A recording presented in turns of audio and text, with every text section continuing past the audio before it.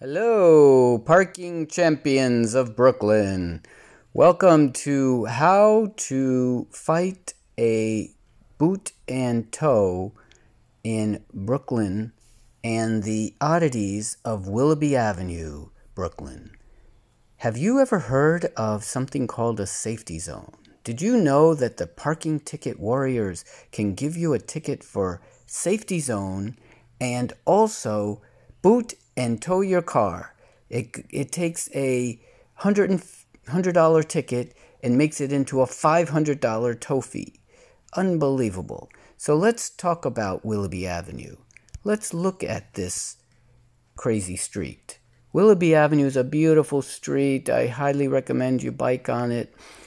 But these little markings, do you know what they mean?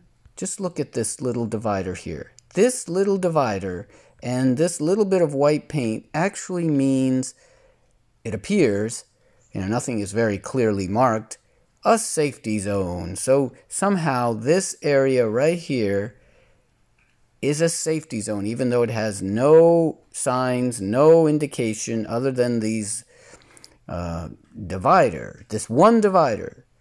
How is that a safety zone? Now, this one is much better because it's near a fire hydrant, and people know not to park near a fire hydrant, and that for good reason, the fire.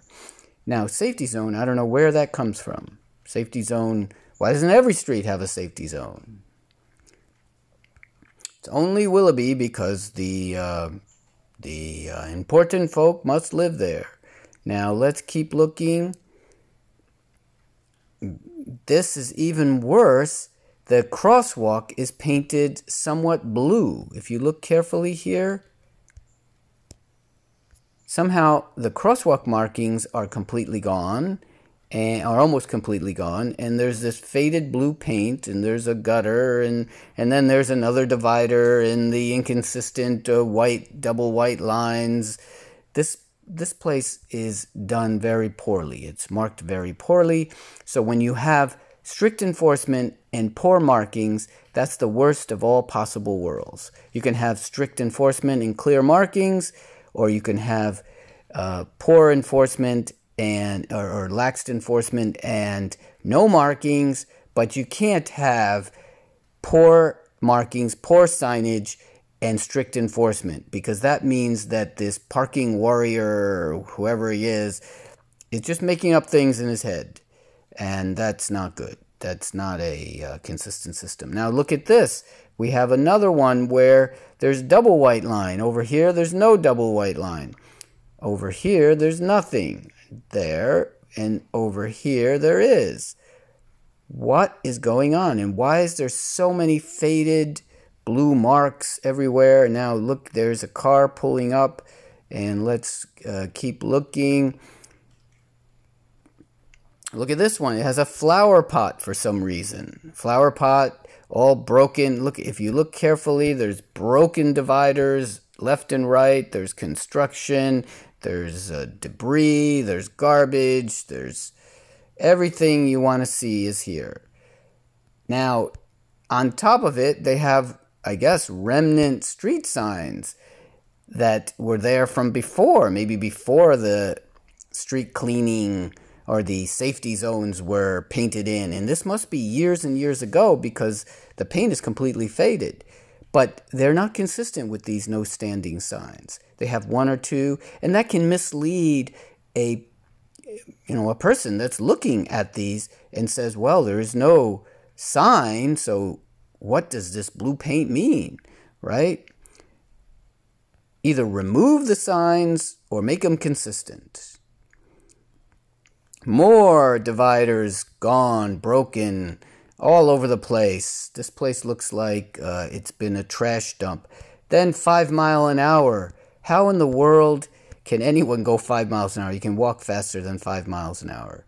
Ask yourself. Now, inconsistent blue paint. So here is someone has decided to repaint the area blue. So that's actually clear blue. So you might think that the other faded blue is no longer valid. Inconsistent signs, bike lane. Look at this aborted bike sign. It looks like feet coming out of the hands of a biker. Unbelievable. Look at this thing. Except local delivery. What is a local delivery? Are all these cars delivering? How did they get on the street? They're not bicycles, they're not pedestrians, and they're not local delivery.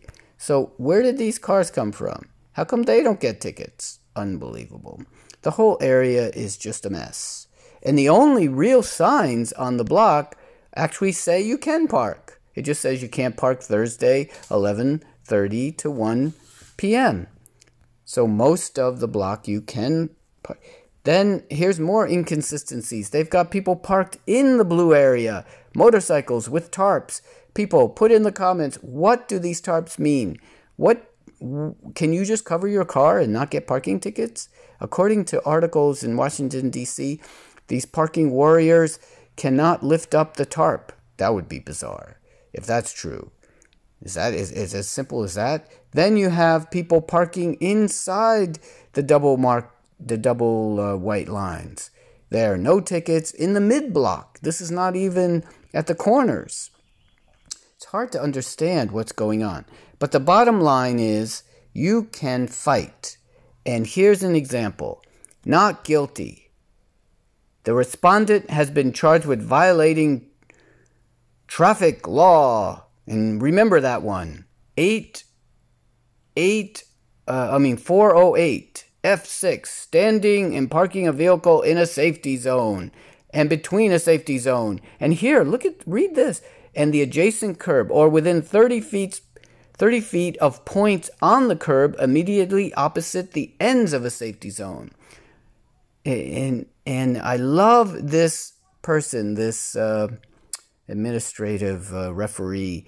He actually listens and he says that the respondent testifies that there is insufficient signage for the safety zone, and due to construction work, dividers are broken.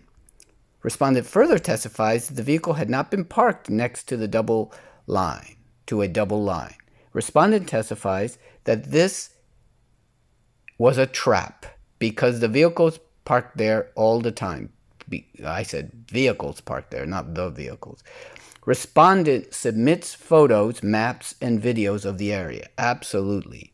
This is very true. And what does this mean? Within 30 feet of points on the curb immediately opposite the ends of a safety zone. First of all, what does it mean by the ends of a safety zone? Does it mean parallel to the street, parallel to the curb? And does that mean you can't park 30 feet beyond the ends of the safety zone? So let's say a safety zone is marked, and it actually says you can't park within 30 feet of it. That would be 2 more car lengths. That is completely unclear. This law is a mess. It is a disaster. And I believe he even writes in here that respondent's testimony and evidence are persuasive to show that the vehicle had not been parked in a safety zone. While, listen to this, a safety zone is not established by any signs under the traffic rules. By any signs. So there is no signs. The substantial evidence here establishes that this vehicle had not been parked within a safety zone. So he's saying there's no established signs under the traffic rules. And I'm not even sure, is he referring to physical signs on the street or laws? Or is it, what is a safety zone? The law has to define things. You can't say stay out of a safety zone and have no law that defines what a safety zone is. And if you go on websites, you can actually find that people are saying that a safety zone is not defined in law. This is very crazy. How in the world can we give tickets for things that are not defined? I hereby certify that this matter recorded, and the determination is what?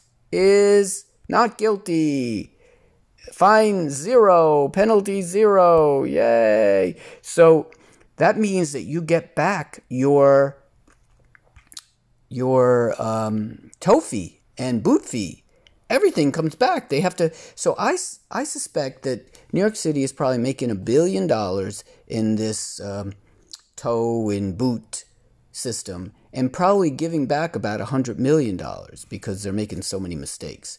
And on top of it, these areas are very close to the tow pound, so these are easy catches, right? You can ticket these things and get them into the tow pound very quickly, as opposed to the ones that have to come from North. Are there tow pounds in South Brooklyn? I don't know, but I know there's one right there at the, somehow New York City has taken over the Navy Yard.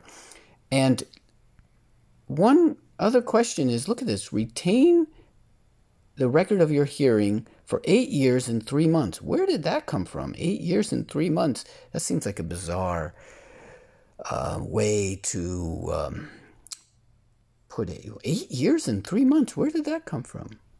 What is that? 12 times 8 plus 3. That's not even, that's 12 times 8, right, is 48 months plus 3. 51 months. What? Why 51? Unbelievable. This is a mess. Peace out, parking champions.